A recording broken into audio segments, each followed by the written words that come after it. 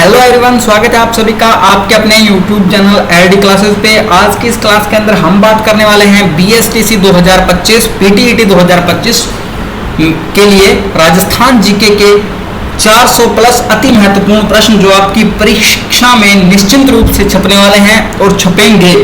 तो उससे पहले अगर आपने हमारा YouTube चैनल सब्सक्राइब नहीं किया है तो चैनल को सब्सक्राइब कर लें और बेल आइकन को प्रेस कर लें ताकि आने वाली हर वीडियो की जो नोटिफिकेशन है वो आपको सबसे पहले मिल सके। तो सबसे पहले हम बात करते हैं अपोहा तंत्र यानी राजस्थान की नदियां। तो हमारा सबसे पहला क्वेश्चन हो जाएगा कि राजस्थान में सबसे लंबी नदी कौन सी है। तो हमारा option A Yamuna, option B Ganga, Sabarmati या लूनी। तो इसका जो राइट आंसर है वो लूनी नदी हो जाएगा। और लूनी नदी का उद्गम कहाँ होता है? अजमेर की नाग पहाड़ियों से लूनी नदी का जो उद्गम होता है और ये जाकर के गुजरात में कच्छ के रण में जाकर के विलुप्त हो जाती है। उसके बाद आता है हमारा अगला क्वेश्चन जिसके अंदर आपसे पूछा गया है कि लूनी नदी किस समुद्र में मिलती है। तो अभी हमने बात की थी कि लूनी नदी है वो अरब सागर में कच्छ के रण से होकर के अरब सागर में जाकर के मिलती है। उसके बाद आता है हमारा अगला क्वेश्चन जिसके अंदर आपसे पूछा गया है कि कौन सी नदी राजस्थान के दक्षिणी क्षेत्र में बहती है। तो कौन सी नदी है जो राजस्थान के दक्षिणी क्षेत्र में बहती है? तो लूनी नदी है वो राजस्थान के दक्षिणी क्षेत्र में बहती है। और उसके बाद आता है हमारा अगला क्वेश्चन जिसके अंदर आपसे पूछा गया है कि राजस्थान में कौन सी नदी समुद्र से नहीं मिलती। तो राजस्थान में घग्गर नदी है वो समुद्र में नहीं मिलती है। घग्गर नदी हनुमानगढ़ से होती हुई सूरतगढ़ के आसपास के क्षेत्रों के पास कभी कभी पानी ज्यादा हो जाने पर ये पाकिस्तान को क्रॉस कर जाती है, लेकिन संभवतः ऐसा कई बार ही हो पाता है। और इसके बाद आता है हमारा अगला क्वेश्चन कि जिसके अंदर पूछा गया है कि राजस्थान में चंबल नदी का उद्गम कहाँ से होता है। तो राजस्थान में चंबल नदी का उद्गम कहाँ से होता है? वैसे तो अगर देखा जाए तो चंबल नदी का जो उद्गम है वो राजस्थान के अंदर मध्य प्रदेश से होता है। ये बारह के पास होती हुई थी राजस्थान के अंदर प्रवेश करती है। उसके बाद आता है अगला क्वेश्चन कि कौन सी नदी राजस्थान और मध्य प्रदेश की सीमा पर बहती है। तो चंबल जो नदी है वो राजस्थान और मध्य प्रदेश की सीमा पर बहती है। उसके बाद आता है अगला क्वेश्चन जिसके अंदर पूछा गया है कि घग्गर नदी राजस्थान के किस भाग में बहती है। तो घग्गर जो नदी है वो राजस्थान के पूर्वी भाग में बहती है। उसके बाद आता है हमारा अगला क्वेश्चन कि कौन सी नदी राजस्थान के पश्चिमी भाग में स्थित है। तो जो लूनी नदी है वो राजस्थान के पश्चिमी भाग में के अंदर स्थित है। और उसके बाद आता है अगला क्वेश्चन जिसके अंदर आपसे पूछा गया कि माही नदी किस राज्य से होकर बहती है। तो माही नदी है जो मध्य प्रदेश और राजस्थान की के अंदर होकर के बहती है। उसके बाद आता है अगला क्वेश्चन जिसके अंदर पूछा गया किस नदी का जल राजस्थान के दक्षिणी भाग में सबसे ज्यादा उपयोग होता है। तो माही नदी का जो जल है वो राजस्थान के दक्षिणी भाग के अंदर सर्वाधिक उपयोग में लिया जाता है। उसके बाद आता है कि राजस्थान में घग्गर नदी किस दिशा में बहती है। तो राजस्थान में अगर घग्गर नदी की बात की जाए तो वो पूर्व दिशा से पश्चिम दिशा की ओर बहती है। उसके बाद आता है अगला क्वेश्चन कि किस नदी का जल राजस्थान के उत्तरी भाग में इस्तेमाल होता है। तो किस नदी का जल राजस्थान के उत्तरी भाग में इस्तेमाल होता है। तो इसका जो राइट आंसर हो जाएगा वो हो जाएगा चंबल नदी का जो जल है वो उत्तरी भाग के अंदर इस्तेमाल होता है। उसके बाद आता है अगला क्वेश्चन जिसके अंदर पूछा गया कि लूनी नदी का उद्गम स्थल कहाँ है। तो जो लूनी नदी का जो उद्गम स्थल है वो राजस्थान है। राजस्थान के अंदर अजमेर की नाग पहाड़ियों से इसका उद्गम होता है। उसके बाद आता है अगला क्वेश्चन जिसके अंदर पूछा गया है कि माही नदी किस जिले से होकर बहती है। तो माही नदी उदयपुर जिले से होकर के बहती है। उसके बाद आता है अगला क्वेश्चन जिसके अंदर पूछा है कि राजस्थान में घग्गर नदी का पानी किसके लिए उपयोग होता है। तो राजस्थान में घग्गर नदी का जो पानी है वो सिंचाई के लिए उपयोग होता है। घग्गर नदी राजस्थान में हनुमानगढ़ से प्रवेश करती है, सूरतगढ़, फोर्ट अब्बास तक कभी कभी पाकिस्तान में भी पहुंच जाती है। उसके बाद आता है अगला क्वेश्चन कि चंबल नदी की लंबाई कितनी है। आज का सबसे मोस्ट इंपोर्टेंट प्रश्न है कि चंबल नदी की लंबाई कितनी है। तो 900 किलोमीटर है जो चंबल नदी की लंबाई मानी गई है। उसके बाद आता है अगला क्वेश्चन जिसके अंदर आपसे पूछा गया है कि घग्गर नदी का अंत कहाँ होता है। तो घग्गर नदी का अंत जैसा मैंने आपको बताया कि फोर्ट अब्बास से होती हुई पाकिस्तान के अंदर चली जाती है। तो पाकिस्तान के अंदर जाकर के घग्गर नदी का जो अंत है वो हो जाता है। माही नदी का जल किस उपयोग में प्रमुख है। तो माही नदी का जो जल है वो सिंचाई के लिए उपयोग होता है। उसके बाद आता है कि चंबल नदी किस राज्य में स्थित है। तो चंबल नदी मध्य प्रदेश, उत्तर प्रदेश, राजस्थान उपयुक्त सभी। तो इसका है राइट आंसर हो जाएगा। उसके बाद आता है कि लूनी नदी की कुल लंबाई कितनी है। तो लूनी जो नदी है उसकी कुल लंबाई कितनी है। तो लूनी नदी की कुल लंबाई है 550 किलोमीटर। उसके बाद आता है कि राजस्थान में किस नदी का जल स्तर बहुत कम है।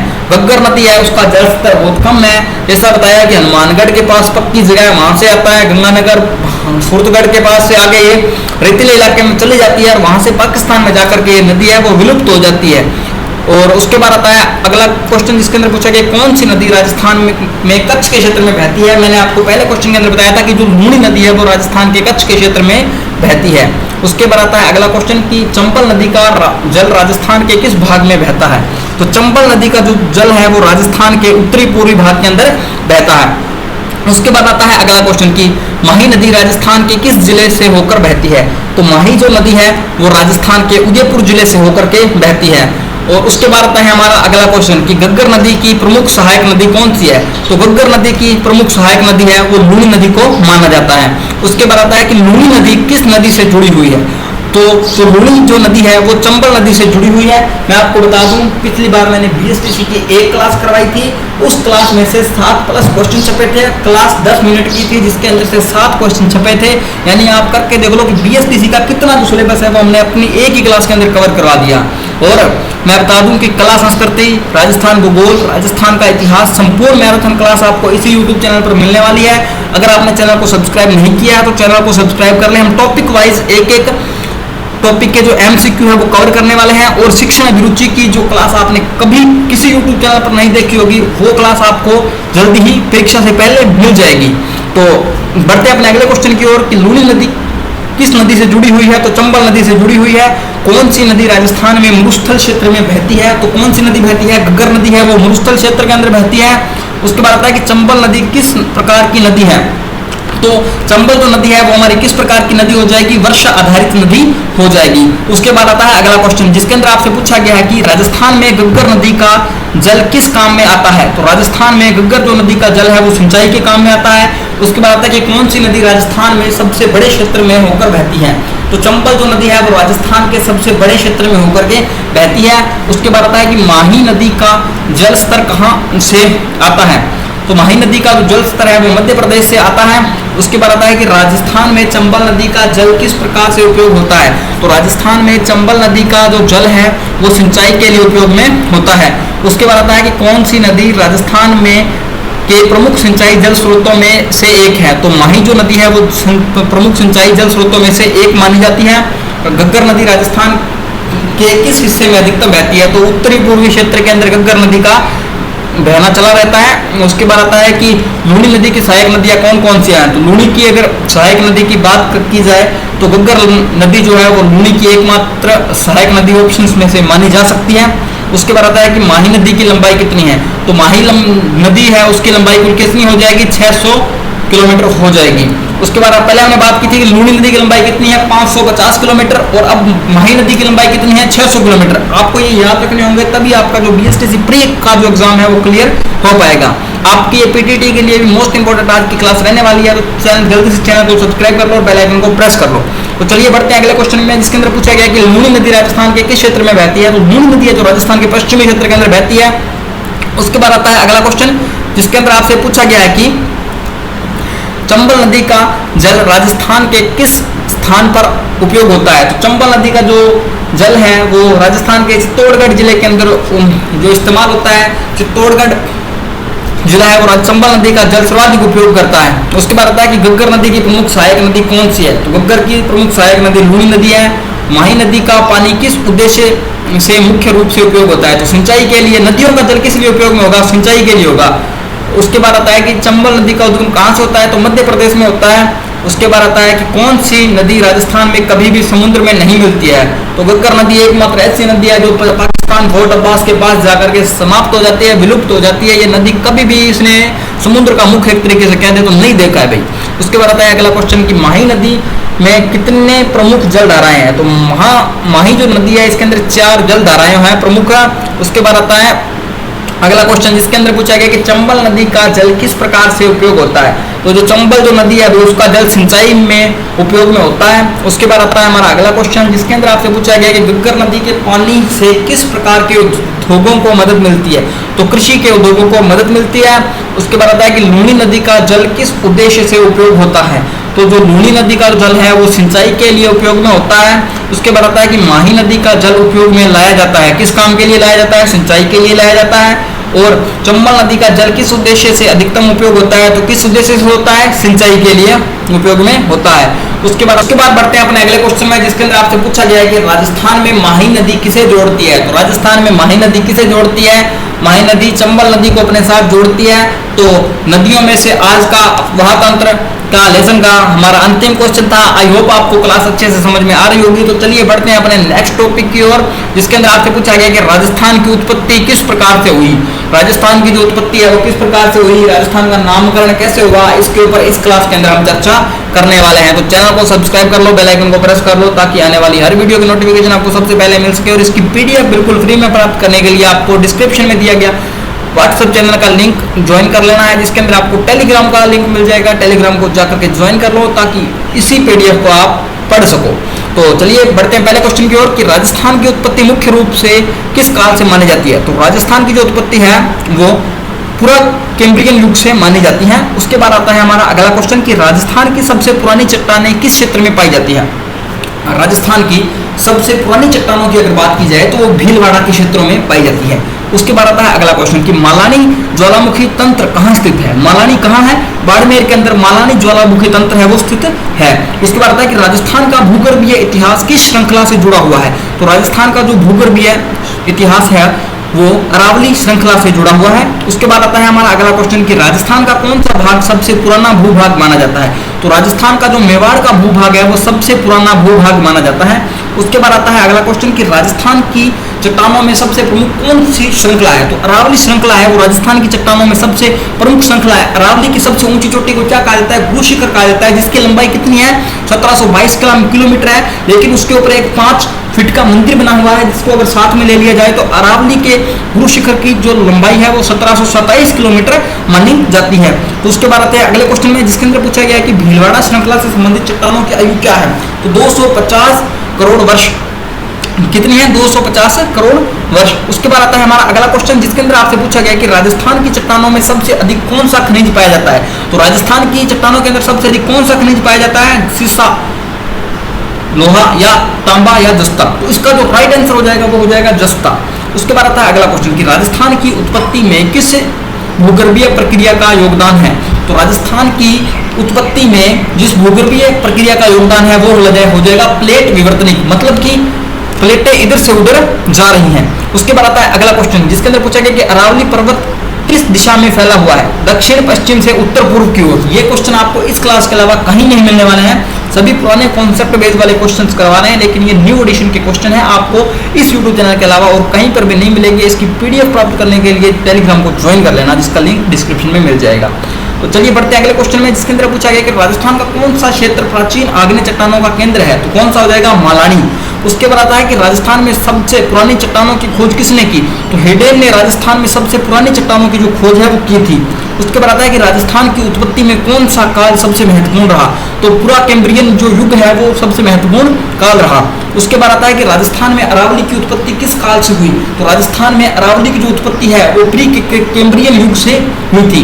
उसके बाद आता है कि राजस्थान की भौगोलिक रचना में सबसे बड़ा योगदान किसका है। तो चट्टानों का राजस्थान की भौगोलिक रचना में सबसे बड़ा योगदान रहा। उसके बाद आता है अगला क्वेश्चन कि राजस्थान की भू आकृतिक इकाई किस पर आधारित है। तो किस पर आधारित हो जाएगी, चट्टानी संरचना पर। उसके बाद आता है कि अरावली श्रृंखला किस भू आकृतिक इकाई में आती है। तो किसके अंदर आती है, पर्वतीय के अंदर आती है। उसके बाद आता है कि राजस्थान की उत्पत्ति में कौन सी भूगर्भीय घटना प्रमुख मानी जाती है। तो कौन सी मानी जाती है, अपसारी गति मानी जाती है। उसके बाद आता है कि राजस्थान की उत्पत्ति के प्रमाण कहाँ से मिले हैं। तो राजस्थान की उत्पत्ति के परिणाम कहाँ से मिले हैं, वहां से निकलने वाली चट्टानों से मिले हैं राजस्थान की उत्पत्ति के परिणाम। राजस्थान में पाई जाने वाली प्राचीन शेल समूह कौन से हैं। तो भीलवाड़ा श्रृंखला है जो राजस्थान में पाए जाने वाले प्राचीनतम शेल समूह हैं। उसके बाद आता है अगला क्वेश्चन, जिसके अंदर पूछा गया कि मालानी ज्वालामुखी क्षेत्र किन चट्टानों के लिए प्रसिद्ध है। तो ये किसके लिए प्रसिद्ध है, आग्नेय के लिए प्रसिद्ध है। उसके बाद आता है कि राजस्थान में किस स्थान पर प्लेट विवर्तनिकी के परिणाम मिलते हैं। तो बाड़मेर के अंदर प्लेट विवर्तनिकी के परिणाम मिलते हैं। उसके बाद आता है कि राजस्थान के भूगर्भीय गठन में कौन सी श्रृंखला सबसे प्राचीन है। तो कौन सी श्रृंखला सबसे प्राचीन हो जाएगी, भीलवाड़ा श्रृंखला है जो सबसे प्राचीन हो जाएगी। उसके बाद आता है कि अरावली पर्वत श्रृंखला की आयु अनुमानतः कितनी है। तो 350 करोड़ वर्ष है जो अरावली पर्वत श्रृंखला की आयु मानी गई है। उसके बाद आता है कि राजस्थान की उत्पत्ति का अध्ययन किस शाखा से होता है। तो भूविज्ञान के अंदर जो भूमि की अगर शाखाओं का अध्ययन किया जाता है तो किसके अंदर किया जाता है, भूविज्ञान के अंदर किया जाता है। अरावली श्रृंखला में प्रमुख खनिज कौन से मिलते हैं? तो जस्ता और तांबा है वो प्रमुख खनिज मिलते हैं। राजस्थान की सबसे पुरानी चट्टानें कौन सी है? तो रूपांतरित चट्टानें राजस्थान की सबसे पुरानी चट्टानें हो जाएंगी। राजस्थान का कौन सा भूभाग समुद्र तल से नीचे माना गया है? तो घग्गर क्षेत्र। हम लोग सिलेबस को फास्ट कवर करने वाले हैं ताकि आपका जो बीएसटीसी का एग्जाम है उससे पहले हम हर चैप्टर के एमसीक्यू है जितने भी है सारे एमसीक्यू फोड़ कर रख देंगे परीक्षा में। तो चलिए, इसके अंदर पूछा गया कि राजस्थान का कौन सा भूभाग समुद्र तल से नीचे माना गया? तो घग्गर का क्षेत्र जो समुद्र तल से नीचे माना गया है। अरावली की चट्टानों में किस प्रकार की चट्टानें प्रमुख है? तो ग्रेनाइट की चट्टानें प्रमुख आ जाती हैं। राजस्थान में किस क्षेत्र में ट्रिम्प चट्टानें पाई जाती है? तो कोटा के अंदर ट्रिप चट्टानें पाई जाती है। राजस्थान में किन चट्टानों में सबसे अधिक जल संग्रह होता है? तो अवसादी चट्टानें वो सबसे ज्यादा जल संग्रहित करती है। राजस्थान अरावली में कौन सी खनिज संपदा पाई जाती है? तो सीसा खनिज संपदा है जो अरावली के अंदर पाई जाती है।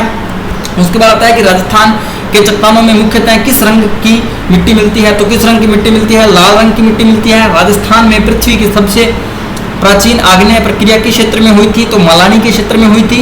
उसके बाद आता है कि राजस्थान की चट्टानों का आर्थिक दृष्टि से क्या महत्व है? तो राजस्थान की चट्टानों का आर्थिक दृष्टि से क्या महत्व है? खनिज संसाधन महत्व है। उसके बाद आता है कि राजस्थान के किस क्षेत्रों में अरावली श्रृंखला टूटती है? तो अजमेर और झुंझुनू का जो क्षेत्र है वहां पर जो सड़कें हैं कभी कभी वहां पर अरावली की जो पहाड़ियां उनकी जो चोटियां हैं वो टूट के उनकी सड़कों पर गिर जाते हैं। जिसका क्या होता है, प्रमुख कारण क्या होता है कि जो बारिश गिरती है तो कुछ न कुछ जो समुद्र के नीचे का पहाड़ी के पास का जो एरिया है वो कट जाता है। उसकी वजह से जो पत्थर है वो आपस में टूट करके गिरते हैं जिसकी वजह से अरावली की ऊंचाई कम होती जा रही है। उसके बाद आता है कि राजस्थान में कहां पर सबसे अधिक चूना पत्थर मिलता है? तो कोटा के अंदर सर्वाधिक चूना पत्थर मिलता है। अरावली के किन क्षेत्रों में संगमरमर पाया जाता है? तो उदयपुर और राजसमंद के अंदर संगमरमर पाया जाता है। उसके बाद आता है कि राजस्थान में बालू मिट्टी की अधिकता कहाँ है? तो पश्चिमी राजस्थान के अंदर बालू मिट्टी की अधिकता है। उसके बाद आता है कि राजस्थान के भूमिगत जल के लिए उपयुक्त चट्टानें कौन सी है? तो बलुआ पत्थर की चट्टानें भूमिगत जल के लिए उपयुक्त मानी जाती है। राजस्थान में सबसे पुरानी खनिज उत्खनन गतिविधियां कहाँ शुरू हुई थी? तो अलवर के अंदर शुरू हुई थी। उसके बाद आता है कि राजस्थान के किस क्षेत्र में तांबे की खाने प्रसिद्ध है? तो खेतड़ी। यहाँ पर खेतड़ी लिखा हुआ है। क्या लिखा हुआ है? खेतड़ी लिखा हुआ है, तो आप इसको खेतड़ी समझें। तो उसके बाद आता है अगला क्वेश्चन जिसके अंदर आपसे पूछा गया है कि राजस्थान के किस जिले में संगमरमर की खाने प्रसिद्ध है? तो राजसमंद के अंदर क्या है? संगमरमर की खाने है जो प्रसिद्ध मानी जाती है। तो मैं आपको आज का मोस्ट इंपोर्टेंट क्वेश्चन बताता हूँ जिसके अंदर यह क्वेश्चन यह है जिसका उत्तर आपको कमेंट के अंदर देना है, या तो 5-10 क्वेश्चन बाद में इसका उत्तर दे दूंगा। तो आपका क्वेश्चन है कि राजस्थान का कौन सा गांव अब विश्व भर में अपनी बकरियों की नस्ल के लिए प्रसिद्ध है? इसका उत्तर आप कमेंट बॉक्स में दे दीजिएगा। आपका जो आंसर है उसको अगर सही हुआ तो टिक कर दिया जाएगा।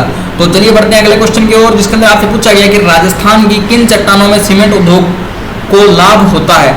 तो किसके अंदर होता है? चूना पत्थर के अंदर होता है। उसके बाद आता है अगला क्वेश्चन जिसके अंदर आपसे पूछा गया है कि भाई राजस्थान के प्रमुख जिप्सम उत्पादक क्षेत्र कौन सा है? तो बीकानेर हो जाएगा। इसका जो राइट आंसर है वो बीकानेर हो जाएगा। उसके बाद आता है अगला क्वेश्चन जिसके अंदर पूछा गया है कि राजस्थान में किस जिले में ग्रेनाइट प्रचुर मात्रा में वो पाया जाता है? तो जोधपुर के अंदर है जो ग्रेनाइट प्रचुर मात्रा के अंदर भी पाया जाता है। उसको आता है कि राजस्थान के किस भाग में खनिज विविधता अधिक है? तो अरावली के क्षेत्र के अंदर खनिज विविधता सर्वाधिक पाई जाती है। उसके बाद आता है कि राजस्थान के भूगठन की प्रमुख विशेषता क्या है? तो पुरातन चट्टानें हैं वो भूगठन की प्रमुख विशेषताएं मानी जाती हैं। उसके बाद आता है आज की क्लास का अंतिम क्वेश्चन जिसके अंदर पूछा गया है कि राजस्थान का प्राचीनतम चट्टानी ढांचा कौन सा है? तो इसका जो राइट आंसर हो जाएगा भीलवाड़ा। आई होप आपको आज की क्लास अच्छी लगी होगी। क्लास अच्छी लगी है तो चैनल को सब्सक्राइब कर लें और बेल आइकन को प्रेस कर लें ताकि आने वाली हर वीडियो की नोटिफिकेशन आपको सबसे पहले मिल सके। और ऐसे ही आगे की और भी क्लासें आएंगी उससे पहले अगर इसकी पीडीएफ प्राप्त करनी है तो आप जाकर के हमारा टेलीग्राम ज्वाइन कर लो जहां पर आपको 1 से 2 दिन के अंदर टेलीग्राम के ऊपर जो पीडीएफ है वो प्रोवाइड करवा दी जाएगी। तो चलिए आज की क्लास में बस इतना ही। तब तक के लिए जय हिंद, जय भारत।